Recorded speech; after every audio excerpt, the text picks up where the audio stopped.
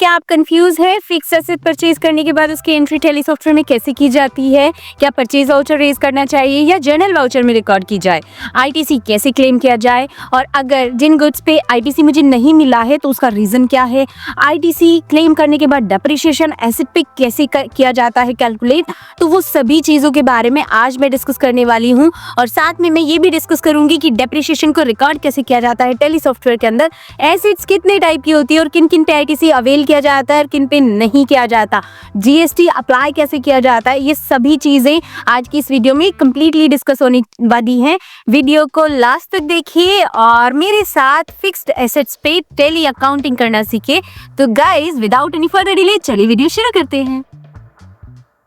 So guys हम आ गए हैं टैली की स्क्रीन पे। टैली की स्क्रीन पे आने के बाद हम अपनी फिक्स्ड एसेट्स की एंट्रीज को रिकॉर्ड करेंगे टैली सॉफ्टवेयर के अंदर। तो हमारे पास दो ऑप्शन है, या तो हम जर्नल वाउचर रेज करें या फिर हम परचेज वाउचर रेज करें। गाइज जब हम कोई भी एसेट खरीदते हैं फिक्स्ड एसेट्स के रूप में तो हमें जीएसटी को कंसीडर करना है। जीएसटी कंसीडर करने के लिए मुझे ये ध्यान में रखना है कि जो भी गुड्स अगर मैं उस पर जीएसटी पे नहीं कर रही हूँ तो मैं उसे जर्नल वाउचर में रिकॉर्ड कर सकती हूँ, लेकिन अगर मैं उस पर जीएसटी चार्ज कर रही हूँ या फिर मेरा जीएसटी उस पर एप्लीकेबल है तो मुझे उसे परचेज वाउचर में रिकॉर्ड करना है, क्योंकि उससे बेनिफिट ये हो जाता है कि आपकी डायरेक्ट जीएसटी R2 प्रपार हो जाती है, आप टैक्स एनालिसिस कर सकते हैं और आपको जर्नल वाउचर में आप जब रिपोर्ट देखते हो जीएसटी की वो तो शो नहीं होती है, तो इसलिए आप परचेज वाउचर उसके लिए रिकॉर्ड करते हैं। तो सबसे पहले हम नॉर्मल एसेट जो है वो रिकॉर्ड करना सीखेंगे टैली सॉफ्टवेयर के अंदर जो लेजर के थ्रू होता है। तो हमें क्या करना है, वाउचर के अंदर जाना है। सबसे पहले हम परचेज का वाउचर रेज कर रहे हैं तो हम F9 करेंगे। मान लीजिए मैंने अपने बिजनेस के लिए कंप्यूटर को खरीदा है। अब कंप्यूटर मैंने बिजनेस पर्पस पे यूज करना है, उसका मुझे कोई भी पर्सनल बेनिफिट नहीं लेना है, तो मैंने उसे 2 अप्रैल को खरीदा। किस पार्टी से? कमल ट्रेडर से मैंने उसे परचेज किया। मैंने एक पार्टी को वेरीफाई किया, उसका जीएसटी नंबर वगैरह मैंने उसमें एंटर किया, परचेज लेजर में मैंने परचेज सेलेक्ट किया। अब यहाँ पे देखिए ये मेरा आइटम इनवॉइस मोड आ रहा है, लेकिन मुझे नॉर्मल एसेट रिकॉर्ड करनी है, आइटम से रिलेटेड नहीं। तो मुझे क्या करना है, Ctrl+H करना है और अकाउंटिंग इनवॉइस मोड पे चले जाना है। यहाँ पे जाने के बाद मुझे यहाँ पे पर्टिकुलर्स में जो कंप्यूटर मैंने खरीदा था उसका लेजर क्रिएट करना है। यहाँ से मैं Alt+C प्रेस करूंगी और यहाँ पे मैं कंप्यूटर का लेजर बनाऊंगी। कंप्यूटर का लेजर जो है वो फिक्स्ड एसेट्स के अंदर बनेगा। ये मैंने ऑलरेडी बनाया हुआ है, अगर आपने नहीं बनाया हुआ है तो आप यहाँ से Alt+C से प्रिपेयर कर सकते हैं।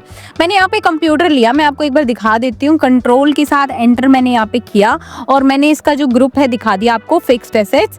जीएसटी की डिटेल मैंने यहाँ पे डाली और जीएसटी की डिटेल डालने के बाद जब मैं यहाँ पे जीएसटी रेट पे गई तो मैंने यहाँ पे टैक्सेबल, लोकल परचेज टैक्सेबल और रेट डाला। रेट डालने के बाद नीचे आपको यहाँ पे एलिजिबल फॉर आईटीसी लिखा हुआ है, इसको आपको यस कर लेना है। अगर ये ऑप्शन आप यस करते हैं तो ही आईटीसी आप क्लेम कर सकते हैं। टैली के थ्रू आपको आईटीसी अवेल होकर दिखाई देगा। आपको अगर ये ऑप्शन दिखाई नहीं देता है eligible for input tax credit, तो आपको क्या करना है, सिंपली F12 कर लेना है। F12 करने के बाद आपको यहाँ पे जीएसटी डिटेल्स में चले जाना है।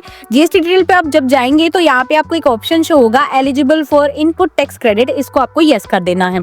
तो स्क्रीन पे आपको ये ऑप्शन शो होकर आ जाएगा, इसको आपको यस करना है, नीचे एंटर करना है। एंटर करने के बाद आपसे पूछा जाएगा कि आपकी जो सप्लाई है वो किस तरह की है। अब ये कंप्यूटर मैं बिजनेस के पर्पस पे यूज कर रही हूँ तो ये कैपिटल गुड्स हो जाएगी मेरे लिए, क्योंकि मैं इसे पर्सनल यूज पे यूज नहीं कर रही हूँ। एंड Ctrl+A से सेव कर दूंगी। मैंने यहाँ पे जो कंप्यूटर है वो 40,000 रुपीज का परचेज किया है, तो मैंने यहाँ पे 40,000 रुपीज अमाउंट डाला। उसके बाद मैंने यहाँ पे CGST और SGST अप्लाई किया, क्योंकि ये इंट्रा स्टेट ट्रांजेक्शन है। अगर ये इंट्रा स्टेट की जगह इंटर स्टेट ट्रांजेक्शन होती तो मैं यहाँ पे IGST अप्लाई करती। यहाँ पे अब मेरा जो जीएसटी है वो कैलकुलेट होकर आ गया है। कंप्यूटर मेरा 40,000 रुपीज का मैंने ले लिया है एंड देन उसके बाद Ctrl+A से मैंने इसे सेव कर दिया है। सेव करने के बाद जब आप इसे रिपोर्ट्स में देखेंगे तो एक तो ऑप्शन है आपके पास जीएसटी रिपोर्ट्स चेक करने का, तो आप जीएसटी रिपोर्ट्स में चले जाएंगे, स्टैट्यूटरी रिपोर्ट्स में जाएंगे और यहाँ पे जीएसटी रिपोर्ट्स के कॉलम में जाने के बाद आप यहाँ पे 3B कैलकुलेशन देखेंगे।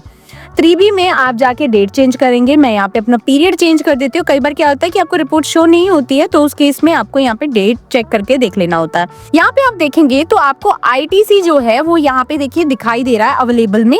आप यहाँ पे एंटर करके देखेंगे तो आपको जो पार्टी है वो शो कर जाएगी। तो आप यहाँ पे देखेंगे पार्टी, तो देखिए मैंने कमल ट्रेडर से परचेज किया था 40,000 रुपीज का, जिसपे मुझे 3600 का जीएसटी जो है वो शो होकर आ रहा है। कंट्रोल ए से हम सेव करेंगे, बैक जाएंगे, दूसरी रिपोर्ट जो है वो हम चेक करेंगे बैलेंस शीट के अंदर कि हमारी जो लाइबिलिटी है ड्यूटीज एंड टैक्सेस के अंदर वो क्या शो हो रही है। हमें बैलेंस शीट पे जाना है, ओल्ट F1 करना है। ओल्ट F1 जब हम करेंगे तो यहाँ पे देखिए फिक्स्ड एसेट्स में मुझे कंप्यूटर 40,000 का दिखाई दे रहा है, और साथ में यहाँ पे जो मेरी लाइबिलिटी है वो 7200 रुपीज की लाइबिलिटी मेरी यहाँ पे शो हो रही है, 3600 CGST एंड SGST के साथ। यहाँ पे मुझे पहला जो एसेट है वो अपना शो होके आ रहा है। देन उसके बाद मैं दूसरी एंट्री करती हूँ। अब मुझे क्या है, मुझे एसेट चाहिए लेकिन वो पर्सनल यूज के लिए चाहिए। मैं बिजनेस के लिए उसे खरीद रही हूँ, लेकिन मुझे मैनेजर को उनके घर तक ड्रॉप करना है और अपने बिजनेस के मैनेजर को ऑफिस के लिए लेकर आना है, यानी कि अपने मैनेजर के लिए मुझे वो कार को परचेज करना है। तो उस केस में क्या मुझे आईटीसी मिलेगा? नहीं मिलेगा। अगर कैपिटल गुड है तो ही बेनिफिट मिलेगा, कैपिटल गुड नहीं है तो बेनिफिट नहीं मिलेगा। तो मुझे क्या करना है, यहाँ पे अगेन वाउचर में जाना है और मुझे एक एंट्री पास करनी है। मैंने यहाँ पे डेट चेंज की, मैंने किस डेट को वो परचेज की है मैंने यहाँ पे डेट चेंज कर ली है। इनवॉइस नंबर मैंने यहाँ पे डाला और यहाँ पे डेट एंटर करी। कौन सी पार्टी से मैंने उसे खरीदा उस पार्टी को मैंने यहाँ पे एंटर कर दिया, और यहाँ पे लेजर में मुझे कार जो है वो बना लेना है। लेजर कार में बनाने के बाद कार को मुझे फिक्स्ड एसेट्स के अंदर ही देना है। तो मैंने जैसे बना रखा है, आप यहाँ पे ओल्ड सी से प्रिपेयर कर सकते हैं। मैं एक बार आपको दिखा देती हूँ। कंट्रोल के साथ मैंने एंटर किया एडिट करने के लिए, जो मैं आपको शो करने के लिए कर रही हूँ, बट आपको ओल्ड सी से ही प्रिपेयर करना है अगर आपने नहीं बना रखा है तो। फिक्स्ड एसेट्स के अंदर लेंगे, नीचे डिटेल सारी डालेंगे जीएसटी से रिलेटेड, और यहाँ पे नीचे आएंगे एलिजिबल फॉर आईटीसी, इस ऑप्शन को आपको नो रखना है। मैं फिर से बता रही हूँ, अगर ये ऑप्शन नहीं आता है तो F12 करके इस ऑप्शन को यहाँ पे शो करवा सकते हैं आप। एलिजिबल फॉर आईटीसी को नो रखना है, यस नहीं रखना, क्योंकि इस पे हमें आईटीसी नहीं मिलने वाला है। और टाइप ऑफ सप्लाई हमें कैपिटल गुड्स की जगह क्या कर देनी है, गुड्स। एंटर करेंगे और हमारी जो कार है मान लीजिए उसकी वैल्यू है 1 लाख रुपीज, तो यहाँ पे मैंने 1 लाख रुपीज डाल दिया है। साथ में मैंने उस पे CGST एंड SGST मेंशन कर दिया है। मेंशन करने के बाद मैंने इसे कंट्रोल ए से सेव कर लिया है। सेव करने के बाद आप जब हम बैलेंस शीट पे जाएंगे तो हमें यहाँ पे देखना है कि हमारी कौन सी एसेट्स यहाँ पे आ गई है। ओल्ट F1 करना है। यहाँ पे देखिए मेरे 2 एसेट्स यहाँ पे शो कर रहे हैं, और साथ में ड्यूटीज एंड टैक्सेस में भी मेरा अमाउंट जो है वो बढ़ गया है। मैंने यहाँ पे एंटर किया तो यहाँ पे देखिए आपको टोटल अमाउंट जो है वो शो करके दिखा रहा है। अप्रैल में जो आपने परचेज किया था 3600 रुपीज की, और मई में जो आपने परचेज किया है उस पर आपने टैक्स पे करना है।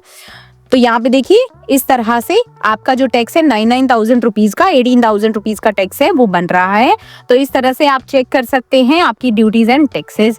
अब जैसे कि ये तो एलिजिबल आईटीसी है कि मुझे ये आईटीसी क्लेम करना हो तो, लेकिन अब जो मेरा 7200 रुपीज है वो तो मुझे आईटीसी मिलेगा, लेकिन बाकी का जो आईटीसी है वो मुझे नहीं मिलने वाला है। तो मुझे उस आईटीसी को ब्लॉक करना पड़ेगा टैली के अंदर। उसके लिए मैं जर्नल वाउचर रेज करूंगी, F7 पे मैं जाऊंगी और यहाँ पे मैं डेट चेंज करूंगी।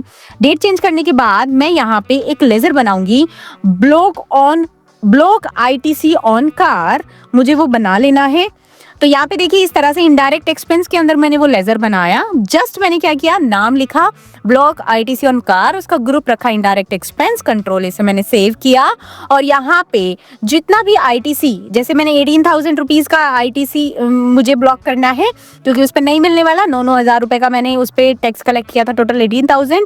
और यहाँ पे क्रेडिट कर देना है CGST एंड SGST 99,000 अमाउंट मुझे यहाँ पे एंटर कर देना है। अगेन SGST मैंने एंटर किया और यहाँ पे कंट्रोल से सेव कर दिया। अब हम बैक जाएंगे। बैक जाने के बाद अब हम वापस जैसे ही बैलेंस शीट को चेक करेंगे तो यहाँ पे मैंने जैसे ही ओल्ट F1 किया, ओल्ट F1 आपको जरूर करना है डिटेल देखने के लिए। तो देखिए वैल्यू तो सेम है, लेकिन यहाँ पे जो ड्यूटीज एंड टैक्सेस है वो अमाउंट वापस से रिड्यूस हो चुका है। अब आपको एक ही अमाउंट दिखाई दे रहा है ड्यूटीज एंड टैक्सेस के अंदर, क्योंकि वो तो हमारा आईटीसी जो है वो कैंसिल हो चुका है। थर्ड जो एंट्री हम करने वाले हैं वो हम करने वाले हैं, मैंने अपने बिजनेस के लिए एयर कंडीशनर खरीदा है जिसपे मैंने जीएसटी पे कर दिया है, वो इंक्लूडेड है। मैं कोई अप्लाई नहीं करना चाहती, उस पर कोई भी टैक्स नहीं लेना चाहती, उस पर आईटीसी क्लेम नहीं करना चाहती। तो मुझे क्या करना है, सिंपली उसको वाउचर में जाना है और यहाँ पे परचेज वाउचर को ऑन करना है।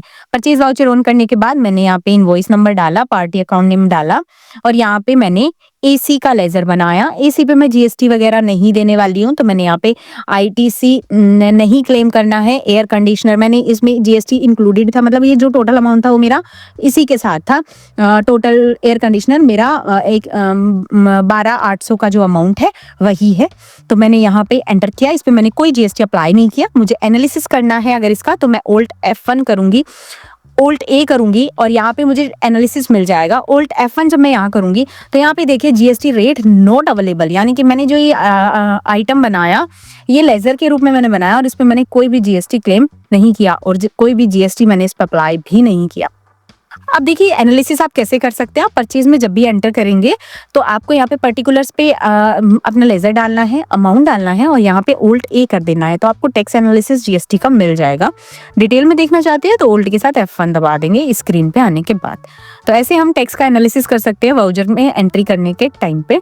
अब मुझे यहाँ पे कोई जीएसटी चार्ज नहीं करना, कोई भी जीएसटी मेरे ऊपर चार्ज नहीं हुआ है, मुझे पे नहीं करना है, तो मैं यहाँ जीएसटी अप्लाई नहीं करूंगी एंड देन उसके बाद Ctrl A से सेव कर दूंगी।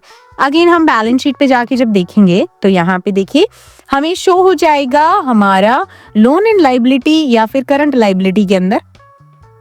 जैसे ही बैलेंस शीट ओपन करेंगे हमें यहाँ पे Alt F1 करना है, तो देखिए मेरा ड्यूटीज एंड टैक्सेस वही बन रहा है सेम, और तीनों जो एसेट है वो मेरी यहाँ पे शो हो रही है।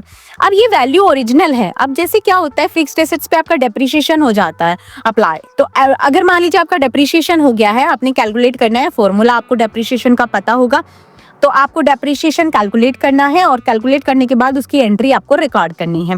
एंट्री रिकॉर्ड करने के लिए आप यहाँ पे जाएंगे वाउचर्स में और यहाँ पे जर्नल वाउचर रेज करेंगे और जिस ईयर एंड पे आप डेप्रिसिएशन कैलकुलेट कर रहे हैं वो डेट आप डाल देंगे, एंटर करेंगे और यहाँ पे डेबिट में आप डेप्रिसिएशन का लेजर सेलेक्ट कर लेंगे। अगर आपको नहीं प्रिपेयर हुआ है तो कंट्रोल एंटर करेंगे, यहाँ पे देखिए डेप्रिसिएशन आप कैलकुलेट करेंगे under indirect expenses and just save कर देंगे। यहाँ पे डेप्रिसिएशन टोटल आपको यहाँ पे डालना है।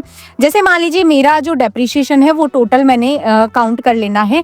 जैसे मैंने 1 लाख रुपए पे जो मेरी कार जो थी उस पर मैंने 15% का जो डेप्रिसिएशन है वो कैलकुलेट किया, तो उसकी टोटल वैल्यू मेरी आई 15,000 रुपीज।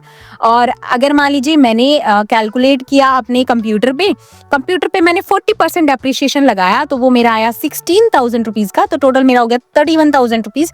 और फिर उसके बाद 12,800 रुपीज पे मैंने अपना डेप्रिसिएशन 15% का लगाया, तो वो मेरा हो गया 1,920 रुपीज। तो मुझे इन सारे अमाउंट को टोटल कर लेना है। यहाँ पे मैंने कंट्रोल के साथ एन दबाया, कैलकुलेटर मेरा ऑन हो गया। ऐड करने के लिए मैंने यहाँ पे कैलकुलेटर को ही एक्टिवेट करके रखा हुआ है और मैं डायरेक्ट आप बाहर से भी कर सकते हो कैलकुलेटर का यूज करके, या आप टैली पे भी डायरेक्टली यूज कर सकते हो। एंड मैंने एंटर करेंगे तो ये देखिए मेरी टोटल वैल्यू आई है 32,920। तो मैंने यहाँ पे एंटर कर दिया अपना अमाउंट 32,920। एंटर करेंगे, एंटर करने के बाद आपको यहाँ पे क्रेडिट में मैंने सबसे पहले यहाँ पे अपना कंप्यूटर एंटर किया। कंप्यूटर की वैल्यू पे कंप्यूटर पे मेरा 16,000 रुपीज था, एंटर किया। देन उसके बाद मैंने कार को एंटर किया, कार पे मेरा 15,000 रुपीज था। एंड देन मैंने यहाँ पे एयर कंडीशनर को टाइप किया, एंटर किया 1920। तो यहाँ पे जो मेरा डेप्रिसिएशन है वो कैलकुलेट होकर आ गया है। कंट्रोल ए से मैंने सेव किया, बैक करने के बाद जैसे ही मैं यहाँ पे जाऊंगी बैलेंस शीट पे Alt F1 में प्रेस करूंगी और यहाँ पे देखिए जो मेरी वैल्यू है वो चेंज होकर आ रही है। देखिए कार की वैल्यू आपकी 85,000 रुपीज आ रही है, कंप्यूटर की 24,000 आ रही है, यानी कि डेप्रिसिएशन कैलकुलेट हो गया है।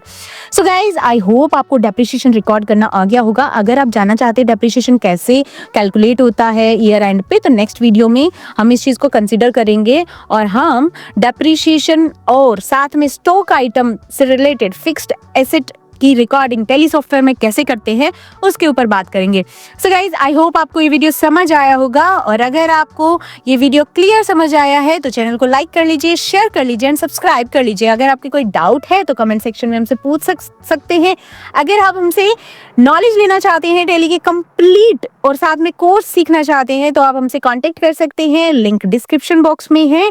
आप हमें फॉलो कर सकते हैं इंस्टाग्राम पे भी। और guys we will happy to serve you. Thank you, bye bye, take care.